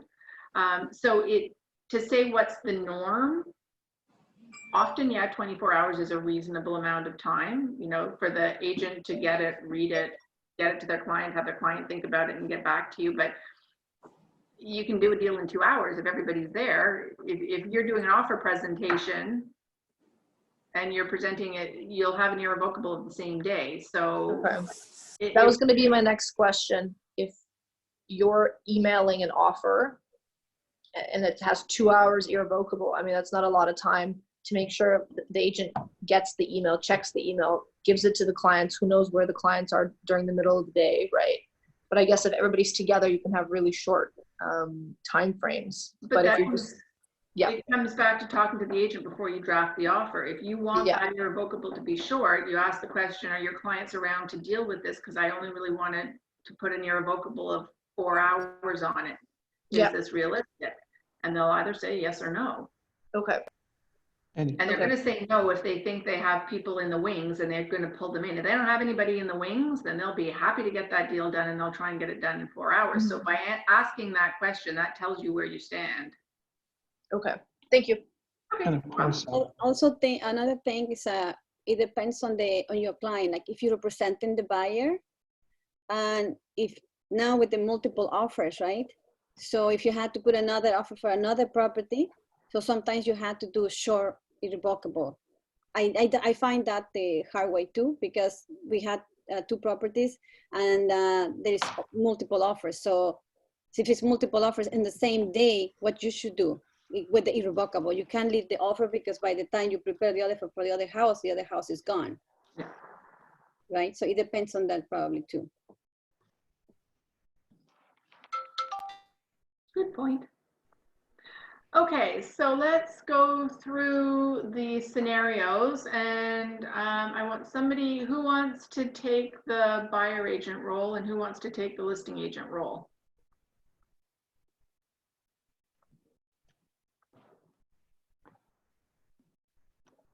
I'll read the scenario. The scenario is the property has 4 bedrooms, 3.5 baths, and is listed for $350,000 in a well-established neighborhood. The house requires, you know, this is an American example, and house is listed for $350,000. But so the house requires new carpeting throughout the first floor and a new garage door opener. 3 offers have been made, but all were below the asking price. So who wants to be the buyer's agent and who wants to be the listing agent? be the buyer. If you Okay, Chris, you be the buyer's agent. Buyer's agent. Who's going to be the listing agent?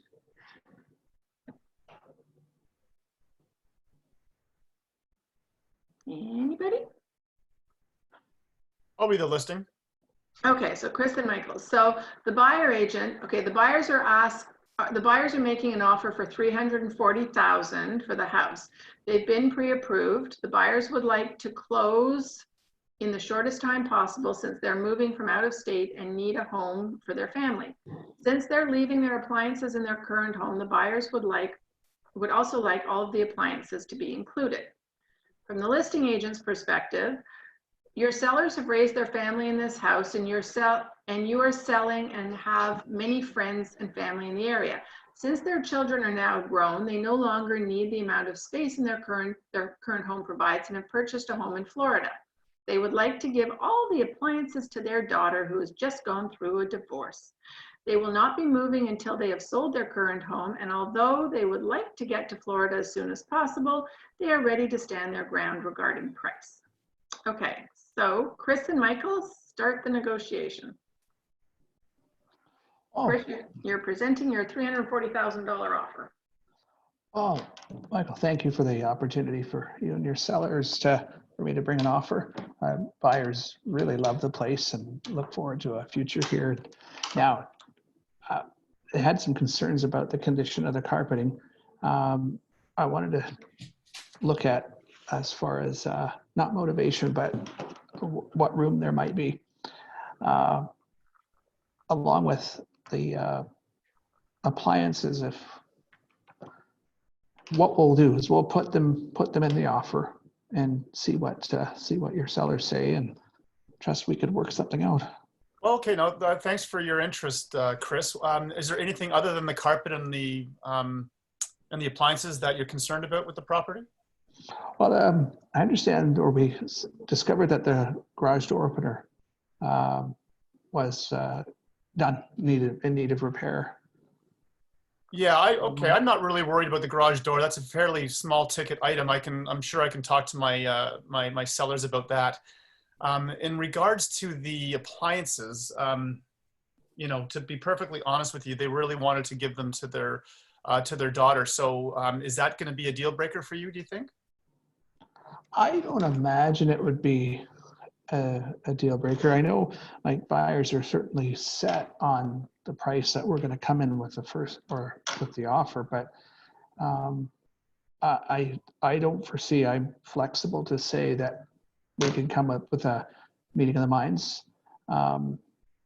whether it be price or negotiating or something that's favorable for all parties. Absolutely. I think we would both like to get a deal done today. You know, when you present your offer, why don't you write that in there and we can have the discussion with my clients, and I can we can get back to you and let you know if that's something that they'd be willing to look at. I do know as well that they're not under a considerable time crunch to make this deal happen. They do really want to get asking price or fair market value for their home. So please keep that in mind when you're putting your offer together for us. Okay. How was the as far as activity is concerned? I wouldn't want to make the irrevocable too long because the risk of potentially other offers coming in. So we'd be ready to go if we're. Yeah, my clients are, I talk to my clients every day, so I know they're available to look at any offer that you do present. So the irrevocable is not a big concern for us right now. So, you know, just include that in your offer, and I can get my clients involved as soon as I can. Great, Michael. Well, that sounds good. Okay. Yeah. Well, thanks. I look forward to seeing your offer, Chris. Oh, pleasure. We'll chat soon, Michael. Okay. Okay, so good points brought up by both sides. Couple of things.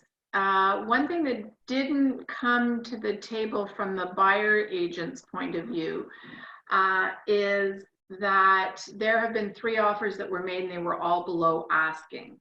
Oh, I forgot about that. So how you know that, like if it's your first conversation, that would come out in the conversation. So if your buyers are making an offer at 340,000 and it's listed at 350,000 and you're putting your offer in below, like at 340, basically because of the cost of the carpeting probably and the garage door opener, at least, because to recarpet a house is expensive. You might want to have addressed a little bit more sort of the cost of the carpeting and why those 3 offers were below market value, like why they didn't fly. And if Michael's answer is more around, well, they're not that motivated to sell that quickly until they get their price, then there's a conversation around, you know, the seller's motivation to sell at all. If the market's dictating a price that they're not willing to accept, what's the chance? Like, how do you make this deal fly? Why will yours be any different than the other 3? Because we're not making the price equation happen. And so understanding who it's more of a deal breaker for in terms of the appliances. So they would like to give it to their daughter.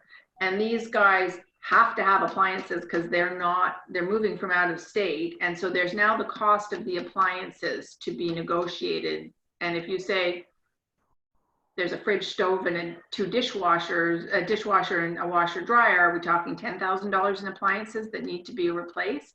And if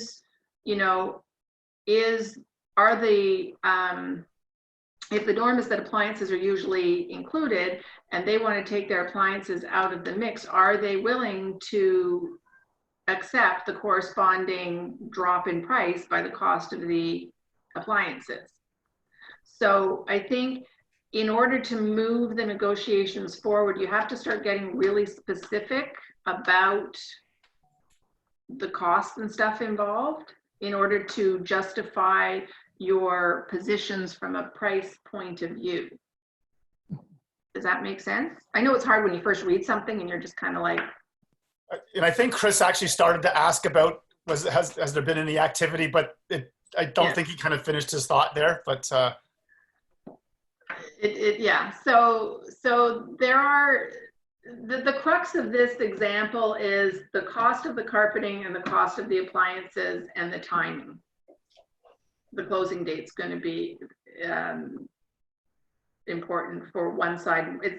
The closing is more important for the buyer side than it is for the seller side. And we really haven't ascertained or had a good feel for how much the appliances are worth to both sides, because somebody's going to have to pay for them. Yeah. Anybody else want to add anything to the thoughts? No, that was good. It was nice to hear something like that for the first time. Okay. All right. Well, it's 3:30. We're supposed to be done now. I think there is one more example that we can do, but it's up to you guys if you want to do it or call it a day. Either way.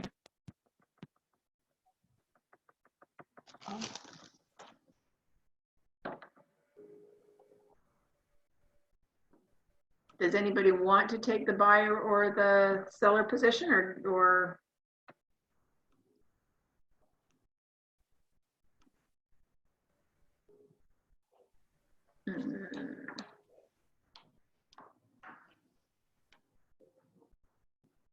yes, no? I'm waiting for someone else to step up. I know, Michael and Chris, you've done your bit. Way to go, Chris. Brad, Laura, Jay, or Hanush, if either of you want to take another one, then we'll do another one, or Katie, or Pradeep. I don't know who AC is. Okay, I'll read the buyer. Sorry, I just stepped out for a second, so I missed a little bit of the part. Okay, so Laura, you want to do the buyer? Does anybody want to do the listing agent?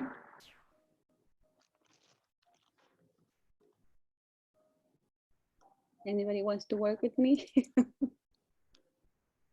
Going once, going twice.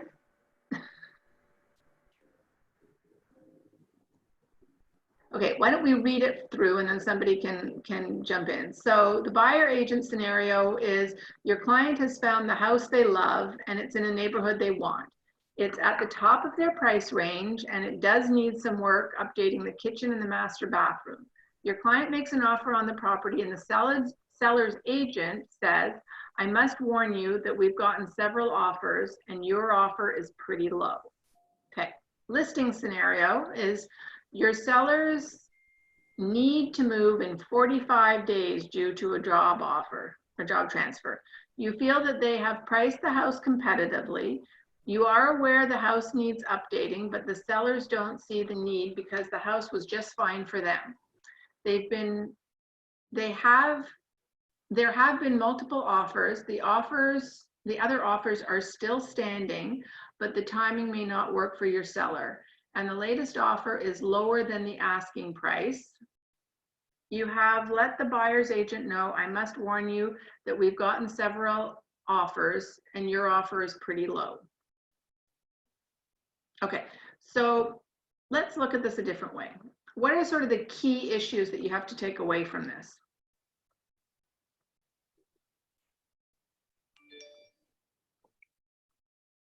Well, just that there's multiple offers. So there's already activity on the house, like potential activity on the house. What kind of activity? I mean, there's activity of offers.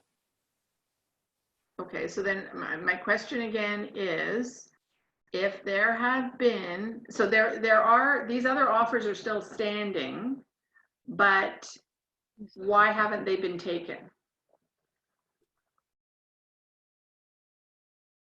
That's not in here. Like it's, there could be a waiting time to do all offers at the same time, or. What's the key thing here? The time. Precisely. Your Oh, I sellers didn't hear need that, to yeah. move within 45 days due to a job transfer. There are 3 other offers standing, so what that tells you is they're not getting the closing date they want. So I can make my offer work by trying to work out the closing date according to their need. And obviously my offer is lower, but we can always work it out to something reasonable. Can the listing agent talk about price point without actually saying price point, or can, like, is that not allowed? Not allowed. Like saying, but your he offer has is low. said that. He says, I must warn you, we have gotten several offers and your offer is pretty low. No, I know, but that's what I was asking. Can they do that?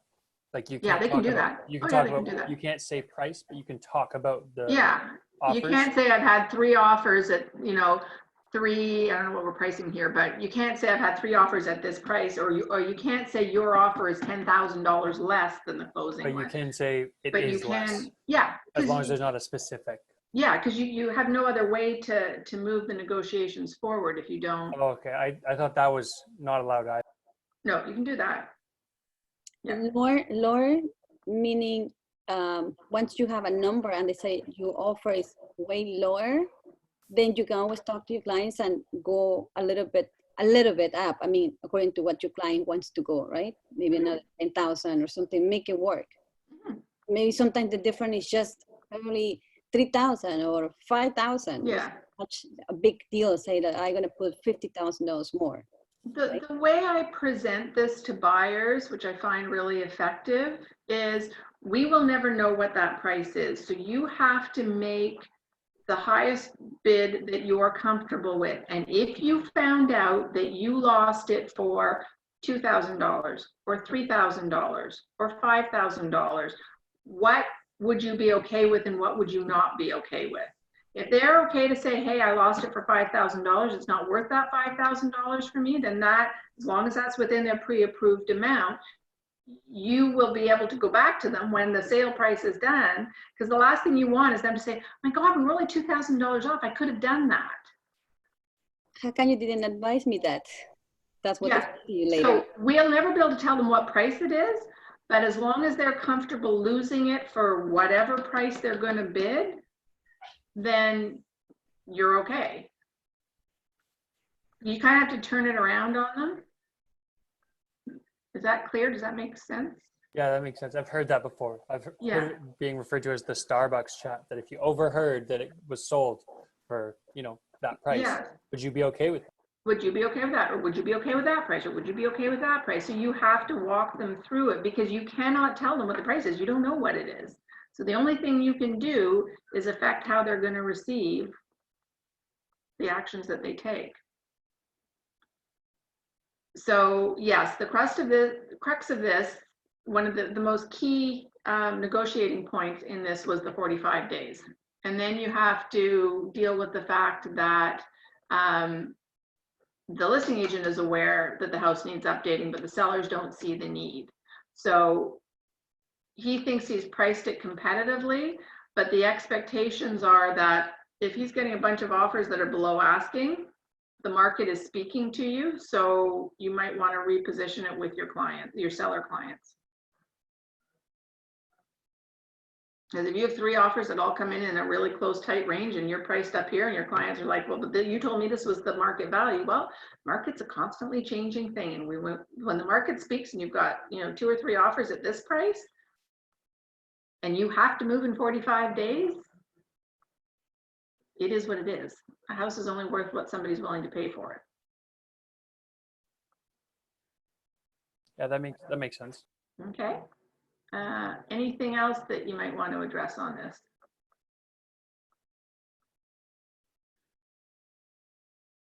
Or any other questions you have about the scenario?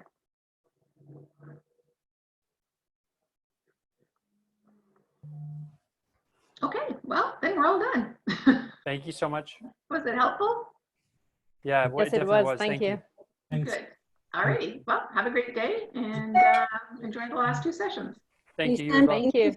thank you for recommending us that chat, the master class.